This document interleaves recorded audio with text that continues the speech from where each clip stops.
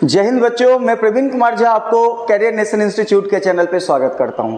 आइए बच्चों, आज हम लोग बहुत ही इंपॉर्टेंट क्वेश्चंस को करने जा रहे हैं। ये क्वेश्चन मैट्रिसेस से है और इसमें डिटर्मिनेंट भी बेटा क्या है, मिक्स है। अच्छा, ये क्वेश्चन आपको हर एक एग्जाम में देखने को मिला होगा, इस टाइप के क्वेश्चंस, ठीक है ना।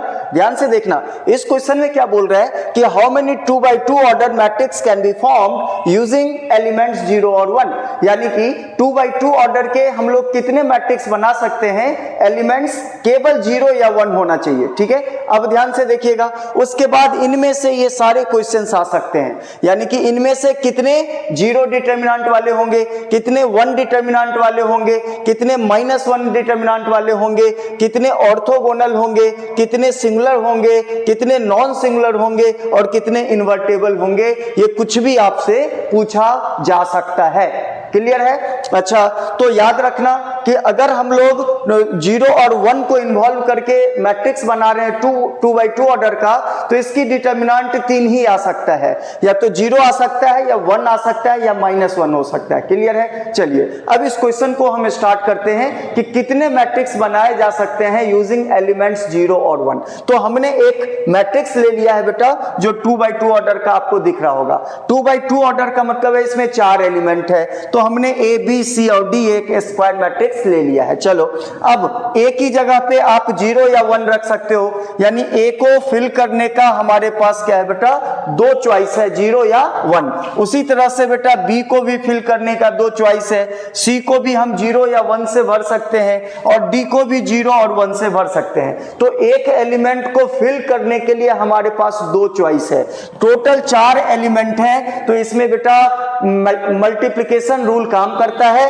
और इसका आंसर हो गया 2 गुने 2 गुने 2 गुने 2, क्योंकि एक के लिए 2 ऐसे ऐसे 4 हैं, तो मल्टीप्लाई करोगे तो ये आ गया 16, यानी कि आंसर आ गया है कि कितने 2x2 ऑर्डर के मैट्रिक्स बनाए जा सकते हैं जो एलिमेंट 0 और 1 से हो। तो आंसर इज 16। क्लियर हो गया। अब बात आई, अब आगे आते हैं पहला क्वेश्चन में कि इनमें से कितने 0 डिटर्मिनेंट वाले होंगे। तो लो जी, मैं इसका आंसर दे देता हूं, 0 डिटर्मिनेंट वाले इसमें से 10 होंगे, यानी कि 16 में से 10 मैट्रिसेस ऐसे होंगे जिसकी डिटर्मिनेंट 0 रहेगी, ठीक है।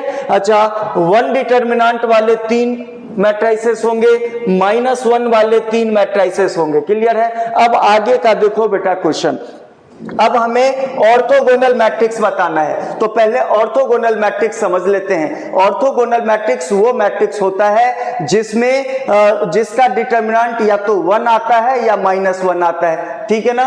और दूसरा क्या है कि वैसा मैट्रिक्स जिसका ट्रांसपोज इनवर्स के इक्वल हो जाए ऑर्थोगोनल होता है। तो छोड़िए, अभी हम डिटर्मिनेंट से बात करेंगे। तो ऑर्थोगोनल मैट्रिक्स में कौन कौन सा आता है जिसका डिटर्मिनेंट 1 हो या -1 हो।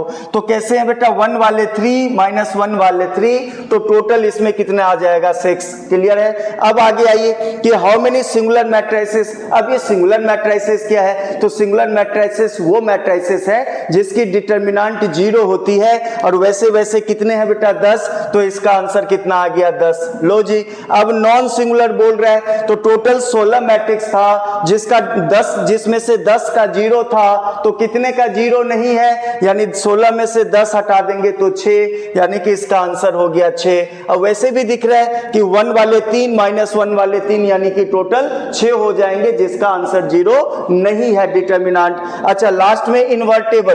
तो इन्वर्टेबल आपको पता है कि जो मैट्रिक्स नॉन सिंगुलर है वही इन्वर्टेबल होते हैं। तो नॉन सिंगुलर कितने हैं, 6, तो इन्वर्टेबल कितने हो जाएंगे इसमें से, 6। तो ये बहुत ही इंफॉर्मेटिव वीडियो है बेटा। ये जो है आपको किसी न किसी एग्जाम में किसी न किसी रूप में आपको जरूर काम देगा, और इसको अच्छी तरह से आप देख लीजिएगा।